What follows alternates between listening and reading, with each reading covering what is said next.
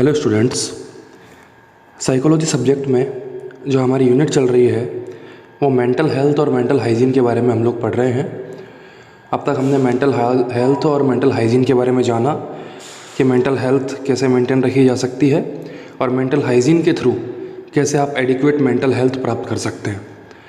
इसी में एक जो नया टॉपिक हमारे पास है वो है डिफेंस मैकेनिज़्म। डिफेंस मैकेनिज़्म का मतलब है कि एक व्यक्ति जब साइकोलॉजिकली या इमोशनली कॉन्फ्लिक्ट में होता है तो उसको रिजॉल्व आउट करने के लिए वो किस तरह से दूसरा रास्ता अपनाता है या फिर डिफेंस करता है अपने आप को, ताकि वो नेगेटिविटी और एंजाइटी से बच सके। उसे हम कहते हैं डिफेंस मैकेनिज़्म। तो आइए देखते हैं कि डिफेंस मैकेनिज़्म क्या होता है। Defence mechanism are generally accepted way of looking at how people handle stressful situations और conflict। डिफेंस मैकेनिज्म आपके बिहेवियरल मॉडिफिकेशन का एक ऐसा रास्ता है जिसमें ये देखा जाता है कि लोग कैसे तनाव जैसी अवस्थाओं को और कॉन्फ्लिक्ट को हैंडल करते हैं, यानी कि वो किस तरह का रास्ता अपनाते हैं। Defence mechanism use to reduce anxiety और रिजॉल्व कॉन्फ्लिक्ट। डिफेंस मैकेनिज्म का प्रयोग तनाव को कम करने में और कॉन्फ्लिक्ट को दूर करने में किया जाता है। There are two opposing desires which is finding difficult to resolve. जब दो ऐसी इच्छाएं होती हैं आपकी, दो ऐसी डिजायर्स होती हैं जिन्हें रिजॉल्व आउट करना या उनमें से एक को सेलेक्ट करना आपके लिए टफ टास्क हो जाता है, the conflict then leads to increase anxiety. तब जो कॉन्फ्लिक्ट है वो आपके अंदर एंजाइटी को बढ़ा देता है। To overcome this anxiety, a person's behavior is direct to reduce this threat। इस तनाव को दूर करने के लिए एक व्यक्ति का जो व्यवहार है वो इस दिशा में काम करता है कि इसको मैं कैसे दूर कर पाऊँ। This mechanism of self protection is known as defence mechanism.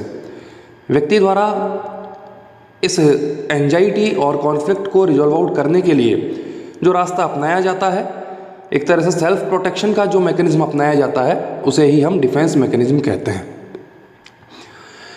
यानी कि आपने एक बात देखी कि जब भी व्यक्ति इमोशनली किसी कॉन्फ्लिक्ट से सफ़र कर रहा हो या स्ट्रेसफुल सिचुएशन हो या एंजाइटी हो, तो उससे कॉप अप करने के लिए एक व्यक्ति के द्वारा जो साइकोलॉजिकल अप्रोच अपनाई जाती है उसके डाइवर्जन के लिए उसे हम डिफेंस मैकेनिज्म कहते हैं। आगे हम देखेंगे कि कौन कौन से डिफेंस मैकेनिज्म किस किस कंडीशंस में काम आते हैं और व्यक्तियों के द्वारा इस्तेमाल किए जाते हैं। Some of the very common defence mechanism are. सबसे ज़्यादा जो डिफेंस मैकेनिज्म यूज में लिए जाते हैं उनमें से कुछ के बारे में हम बात करेंगे। The first defence mechanism which is very common is compensation. Compensation में क्या होता है, देखिए, people who do not have certain skills happen to have some other qualities. जब लोगों से किसी विशेष तरह के हुनर की या किसी विशेष तरह की दक्षता की बात की जाती है तो उनमें वो ना होकर किसी दूसरी तरह की काबिलियत होती है। फॉर एग्जाम्पल हम देख सकते हैं, people who may not be very good in socialising skills may be very good in singing और डांसिंग। हो सकता है एक व्यक्ति ज़्यादा सोशलाइज ना हो, लोगों से उसका जो IPR है वो इतना ज़्यादा अच्छा नहीं रहता हो, लेकिन वो सिंगिंग और डांसिंग में बहुत ज़्यादा अच्छा हो सकता है। ये कॉम्पनसेशन है उसके लिए, क्योंकि जब सोसाइटी में IPR वो मेंटेन नहीं कर पाता है, लोगों से बातचीत ठीक से नहीं कर पाता है या सोशलाइट नहीं है, तो उसके अंदर इस तरह की स्ट्रेसफुल सिचुएशंस पैदा होती हैं। लेकिन वो इसका सामना अपनी दूसरी हॉबी जैसे कि सिंगिंग और डांसिंग है तो उसके द्वारा उसको कॉम्पनसेट कर सकता है। नेक्स्ट जो डिफेंस मैकेनिज्म है वो है डिनाइल। डिनाइल का मतलब है कि कोई कंडीशन आपके सामने है लेकिन आप उसके लिए तैयार नहीं हो और आप मना करते हो, डिनाई करते हैं। In order not to face the unpleasant situation the individual altogether denies the reality. जब एक व्यक्ति के सामने ऐसी सिचुएशन होती है जिसको वो पसंद नहीं करता है तो वह व्यक्ति उसकी रियलिटी मानने से मना कर देता है और वो ऐसा समझता है कि ये वास्तविकता में है ही नहीं, ये कंडीशन ऐसी है ही नहीं जिसके बारे में मैं सोचूं। For example, N alcoholic denies the amount he consumed. एक व्यक्ति जो अल्कोहल कंज्यूम करता है, जब उससे ऐसा कहा जाता है कि आप बहुत सारा अल्कोहल कंज्यूम कर चुके हो तो वो मना कर देता है इसके बारे में कि नहीं, मैंने इतना कुछ ज़्यादा कंज्यूम नहीं किया है और वो डिनाई कर देता है उस कंडीशन को। ये भी एक तरह का डिफेंस है अपने आप का। नेक्स्ट है displacement. In this defence mechanism an emotional feeling is transferred to person or object. Displacement का मतलब वैसे है कि एक तरफ की जो कंडीशन है आपकी, जिसमें आपको स्ट्रेस है, उसको दूसरी तरफ ट्रांसफ़र कर देना। ये बिल्कुल वैसा ही है कि आपको किसी ने गुस्सा दिलाया हो और आपने अपना गुस्सा उससे कुछ ना कहकर दूसरे पर उतारा हो, उसे ही हम डिस्प्लेसमेंट कहते हैं। और एक व्यक्ति जब इसमें डिफेंस मैकेनिज्म का इस्तेमाल करता है तो अपनी इमोशनल फीलिंग को ट्रांसफ़र करता है किसी और पर या किसी ऑब्जेक्ट पर। एग्जाम्पल के लिए देख सकते हैं, father blast the child for not doing well in test. एक बच्चे के पिताजी ने उसको बहुत बुरा डांटा है क्योंकि वो टेस्ट में अच्छा नहीं कर पाया। द चाइल्ड गेट्स एंग्री, उस बच्चे को बहुत गुस्सा आया, but can not shout back to father, लेकिन वो अपने पिता पर वैसा नहीं चिल्ला सकता जैसे कि उसके पिता ने उसे डांटा था। सो ही स्टार्ट स्क्वेरलिंग विद हिज ब्रदर और सिस्टर, तो वो उससे कॉप अप करने के लिए अपने भाई बहनों के साथ लड़ाई झगड़े शुरू कर देता है। It shows that he is displacing his anger from father to his brother और सिस्टर।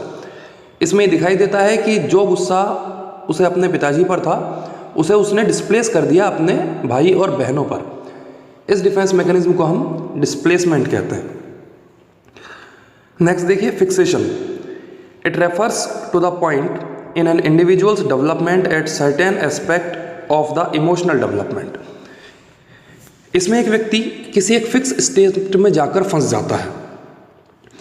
जैसे कि जब एक व्यक्ति ये मान लेता है कि मेरी इस इमोशनल जो मेरे अंदर कॉन्फ्लिक्ट आया है उसका रास्ता वो फिक्स कर लेता है कि यही उसका रास्ता है।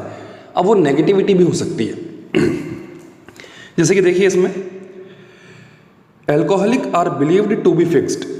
जैसे ही एक पर्सन है जो कि एल्कोहलिक है, जब भी उसके सामने कोई टेंशन आती है तो उसके लिए वो फिक्स स्टेट है, उसे लगता है कि हाँ मुझे अब अल्कोहल कंज्यूम करना चाहिए।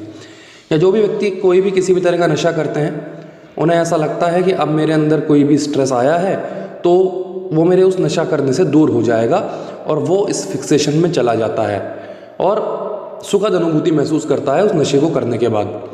यही फिक्सेशन है, उसने फिक्स कर लिया है कि मैं इस तरह की कंडीशंस में डिफेंस किस तरह का अपनाऊंगा। नेक्स्ट है रिप्रेशन।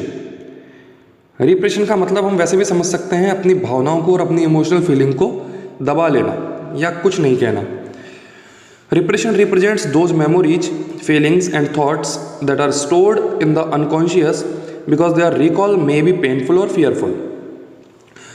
रिप्रेशन उस तरह की मेमोरीज को या उन भावनाओं को या उन थॉट्स को अपने अंदर स्टोर रखता है अनकॉन्शियस माइंड में, जिनको याद करने से उस व्यक्ति को पेन फील हो सकता है या फिर उसे डर लग सकता है। यानी कि आपके जैसे बचपन की कोई ऐसी कंडीशन है जिससे आपको फियर लगता हो, या बचपन की कोई ऐसी मेमोरी जो आपके लिए पेनफुल हो, तो आप उनको रिप्रेस करेंगे।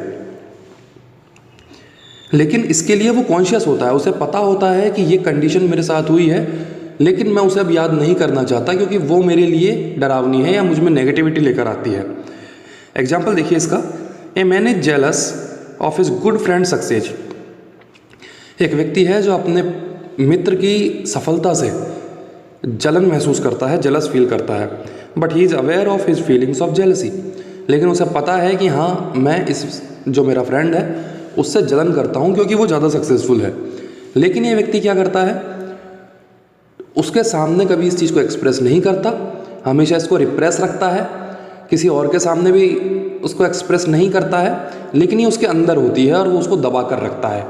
और जब भी उसे वो चीज़ रिकॉल होती है तो उसके लिए वो पेनफुल और फियरफुल कंडीशन होती है।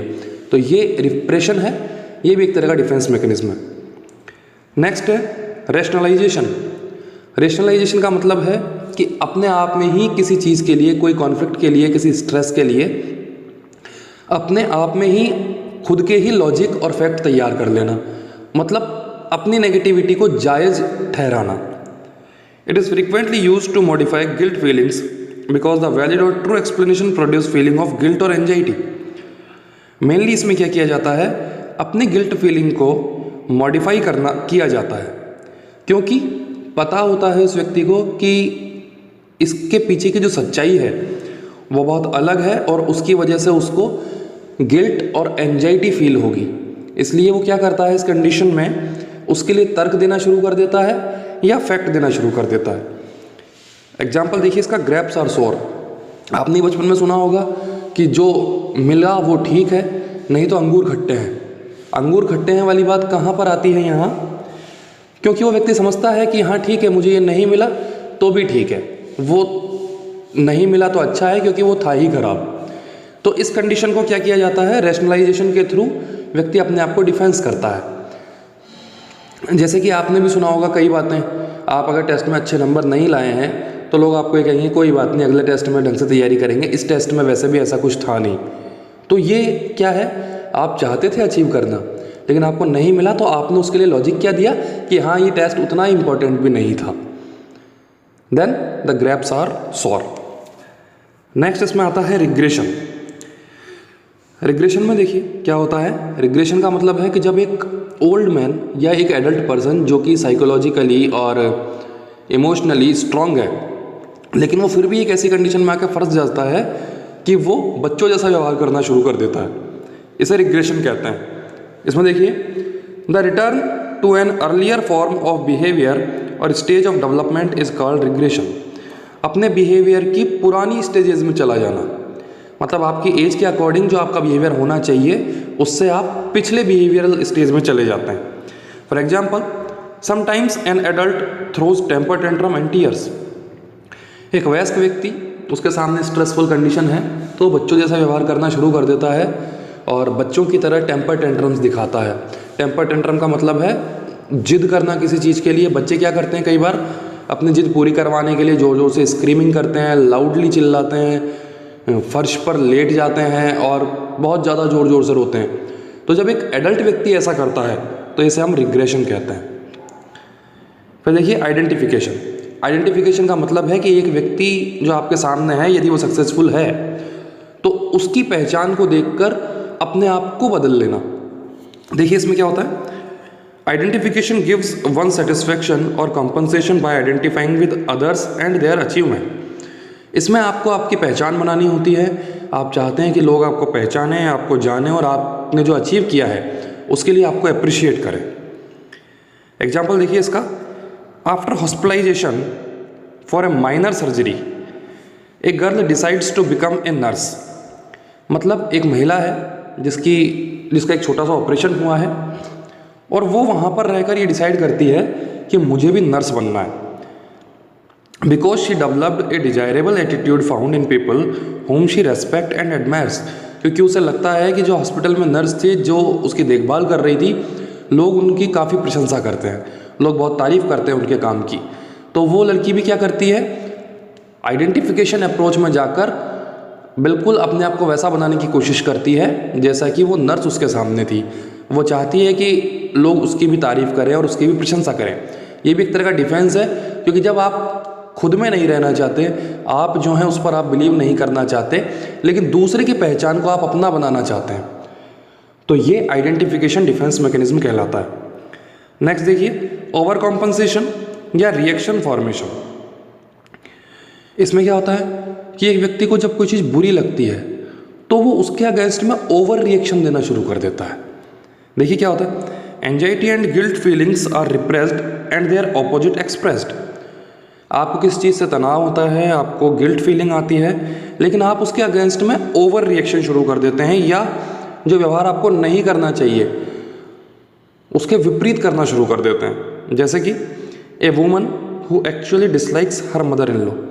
एक महिला है जिसको अपनी सास पसंद नहीं है, हाइड्स हर फीलिंग्स, वो अपनी पहचान, अपनी फीलिंग्स उससे छुपाती है, by being always very nice to her, और उसके साथ बहुत अच्छे से रहना शुरू कर देती है, ओवर रिएक्शन शुरू कर देती है।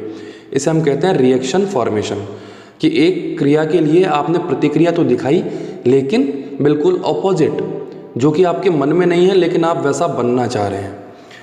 तो ये आज हमने डिफेंस मैकेनिज्म पढ़े। नेक्स्ट वीडियो में हम और भी जो कॉमन डिफेंस मैकेनिज्म हैं उनके बारे में बात करेंगे। तब तक के लिए थैंक्स।